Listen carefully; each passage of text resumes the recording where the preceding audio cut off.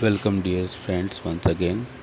There is another video on collection of data और आज हम कोटा सैम्पलिंग के बारे में पढ़ेंगे। इससे पहले हम मल्टी स्टेज सैम्पलिंग तक हमने वीडियो बनाया था और ये वीडियो जैसा कि आप जानते ही हैं मैं किसके लिए बनाता हूँ।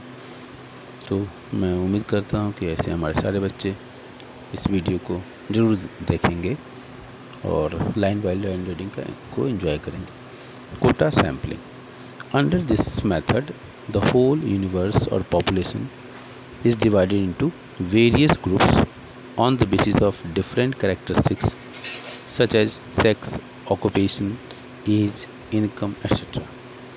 इस मेथड के अंतर्गत हम क्या करते हैं, जो यूनिवर्स है या पॉपुलेशन जिसको हम कहते हैं, इसको डिवाइड किया जाता है जो various groups on the basis of different characteristics. Her group universe में जितने भी एलिमेंट होंगे सबके कुछ न कुछ अलग अलग कैरेक्टरिस्टिक्स होंगे, तो उन कैरेक्टरिस्टिक्स के आधार पर हम इस ग्रुप का डिवीजन करेंगे। ये कैरेक्टरिस्टिक्स क्या हो सकते हैं?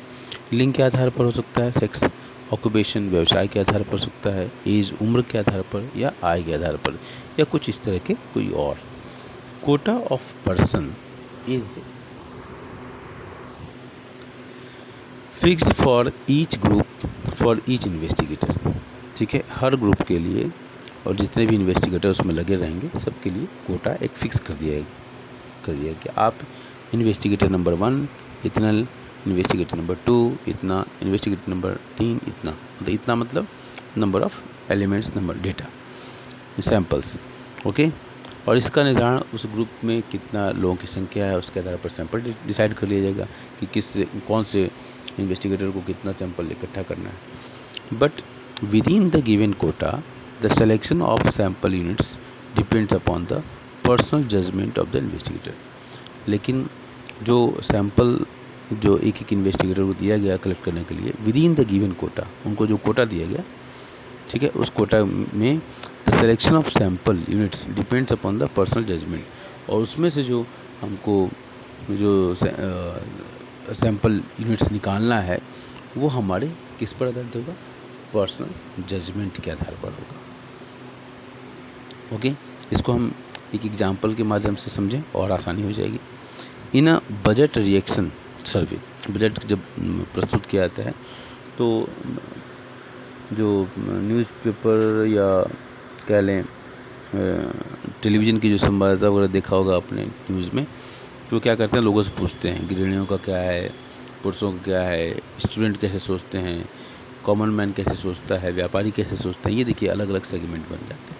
ओके, तो in a budget reaction survey the interviewers may be told to interview 100 people living in a particular area. 100 people से उनको करना है।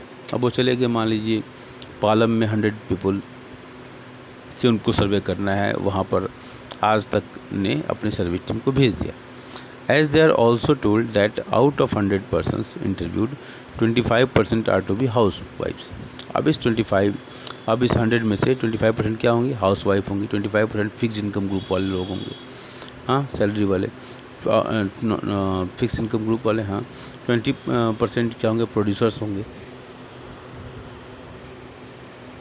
15% फार्मर्स होंगे। 10% ट्रेडर्स होंगे एंड रिमेनिंग 5% स्टूडेंट्स होंगे। ये ग्रुप बना दिया। 100 हमको लेना है, 100 लोगों को सर्वे करना है। इन 100 लोगों में भी एक ग्रुप बना दिया, होमोजेनियस ग्रुप बना दिया। ठीक है।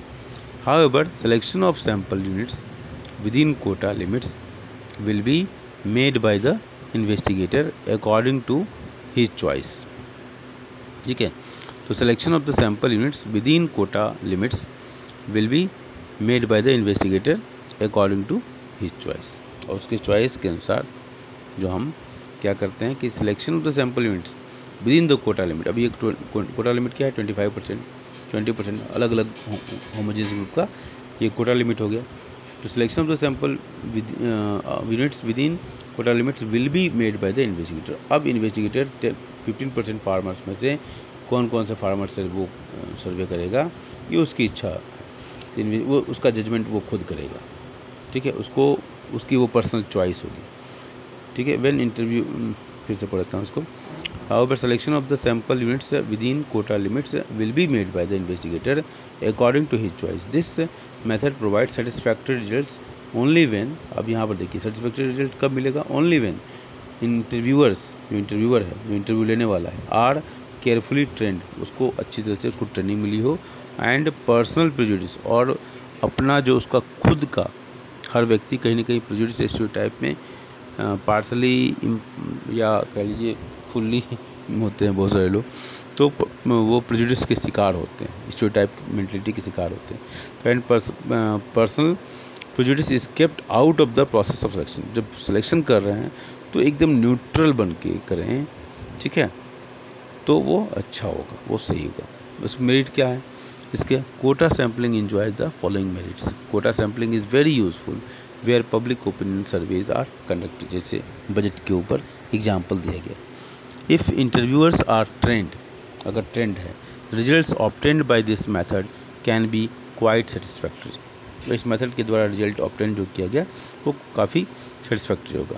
This method requires less time and money as compare to the other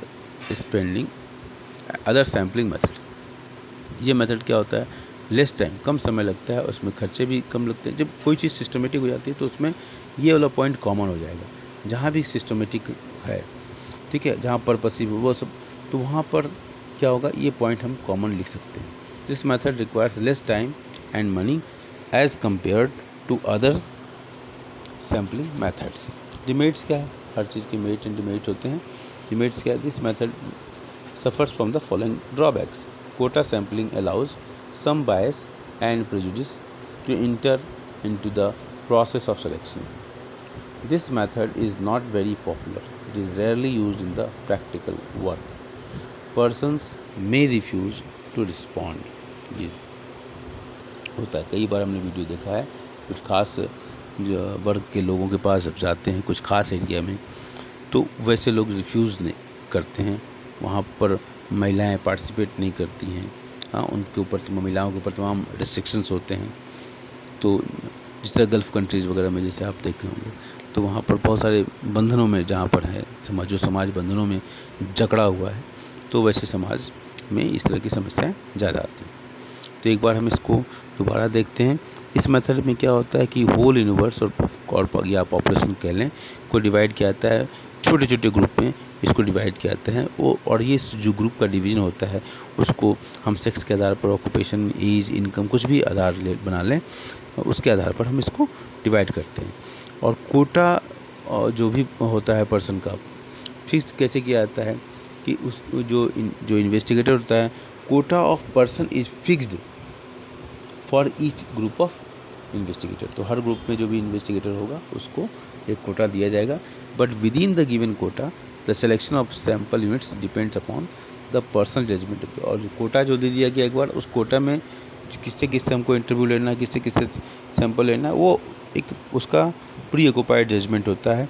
हाँ, ये जैसे एक एग्जांपल एक बार फिर दोबारा देख लेते हैं। बजट रिएक्शन, बजट का जो रिएक्शन है, बजट की प्रतिक्रिया जो लोगों की होती है, बजट जब प्रस्तुत किया जाता है यूनियन गवर्नमेंट के द्वारा, the interviewer may be told to interview 100 people living in a particular area and they are also told that out of 100 persons interviewed 25% housewife होगी, होमोजीनियस ग्रुप बन गया, 25% फिक्स इनकम, ये भी homogeneous group, 20% producers, ठीक है, 50% farmers, 10% traders and the remaining 5% students.